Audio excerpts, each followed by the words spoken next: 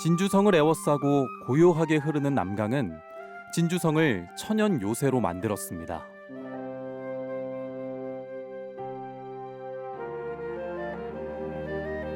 임진왜란 당시 진주성에선 두 번의 전투가 있었습니다. 한 번은 이겼고 한 번은 끝까지 저항했습니다. 임진왜란 동안 조선은 새로운 화력의 역사를 써내려갔습니다. 바로 비격진천례라는 신무기입니다.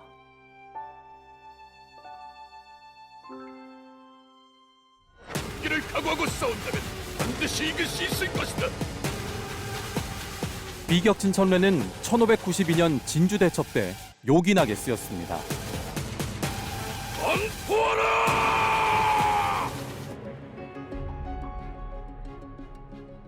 임진왜란의 역사를 간직한 국립진주박물관. 한켠에 화포장 이장손이 발명한 신무기 비격진천례가 전시돼 있습니다. 비격진천례는 지금까지 단 한 번도 본 적 없는 무기였습니다. 무시무시한 위력을 가진 폭탄을 역사는 이렇게 기록하고 있습니다.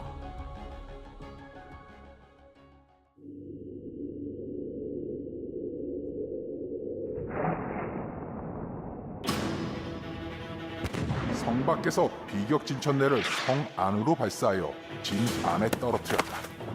적이 그 제도를 몰랐으므로 다투어 구경하면서 서로 밀고 당기며 만져보는 중에 조금 있다가 포가 그 속에서 터지니 모두가 천지를 진동하고 새 조각이 별처럼 부서져 나간다. 이에 맞아 넘어져 즉사한 자가 20여 명이었는데 온 진중이 놀라고 두려워하면서 신비스럽게 여기다가 이튿날 드디어 성을 버리고 서생포로 도망하였다.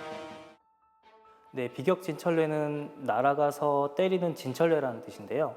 천둥과 같은 소리를 내며 적을 격파한다는 뜻을 가지고 있습니다. 비격진천례는 그 위력이 대단했다고 알려지는데 한번 폭발하면은 하늘이 울리고 그 파편이 그 땅을 가득 메웠다라고 기록되어 있습니다. 비격진천례의 기록은 곳곳에 남아 있습니다.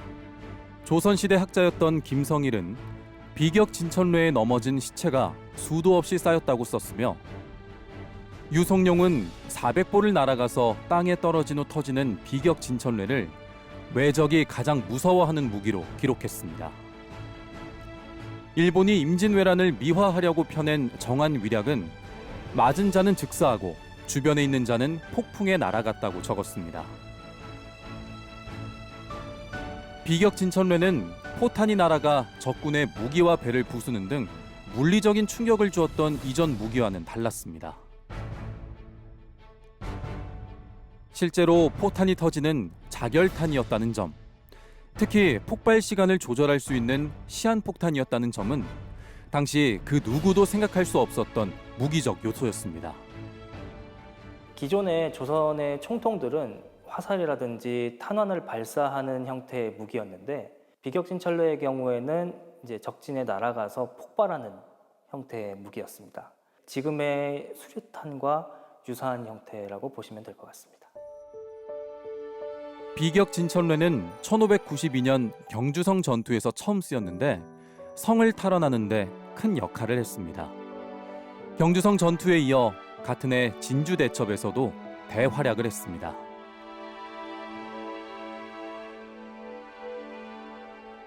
비격진천례는 조선의 화력을 짐작케 하는 기상천외한 신무기였습니다. 비격진천례? 저는 이것을 보면서 트로이 목마가 생각났어요. 트로이 전쟁 때 목마를 보면서 사람들이 그 안에 적군이 들어있는 줄 모르고 구경하다가 밤새 그 안에 들어있던 적군에 의해서 성이 포위되었던 것처럼 구경했던 사람들이 이것이 폭탄인 줄 모르고 구경하다가 죽음을 맞이했잖아요. 그것이 생각났습니다. 그리고 이렇게 16세기에 우리나라가 이런 무기를 만들 수 있었다는 것, 기술력에 대해서 굉장히 놀라운 감격을 받았고 감회를 받았습니다.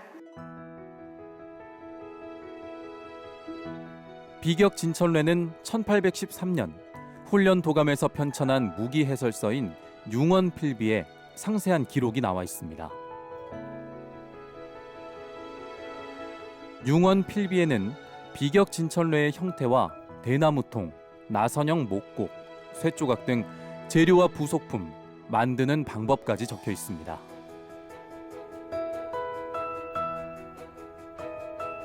의병장이 외적 토벌 방책으로 비격 진천뢰를 능가하는 것은 없다고 극찬한 무기.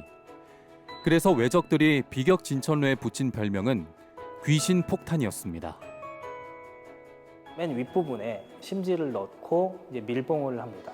이제 심지에 불을 붙여서 이제 폭발하게 하는 그런 형태의 폭탄입니다. 지름은 약 20cm 정도, 그리고 이제 무게는 이제 작은 것은 5kg 정도, 최대 한 20kg 정도의 무게를 가졌다고 합니다. 제작 과정은 의외로 단순합니다. 속이 빈 포탄에 살상용 철 조각을 넣고 중간에 목곡과 대나무통을 넣습니다. 목곡에 감긴 심지가 시간 조절 역할을 하는데 융원 필비에 보면 늦게 터뜨리려면 15번, 빨리 터뜨리려면 10번을 감으라고 나와 있습니다.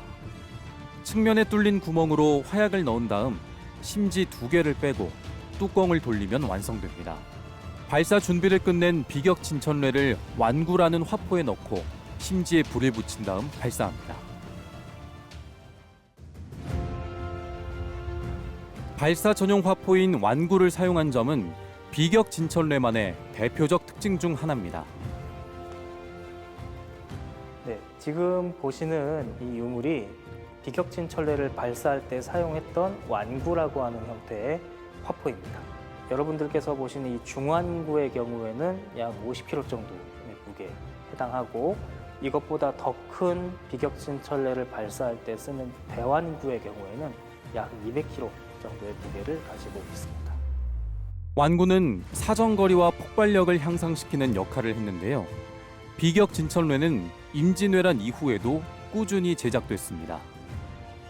20세기 초에 지방의 무기를 정리한 무기 재고표라는 책에 보면 1,600개에 달하는 비격 진천뢰가 남아 있었고, 진천뢰를 발사하는 완구라는 형태의 포도 약 700문이 남아 있었던 점으로 볼 때 조선 후기까지 주력 무기로 활용되었다는 점을 알 수가 있겠습니다.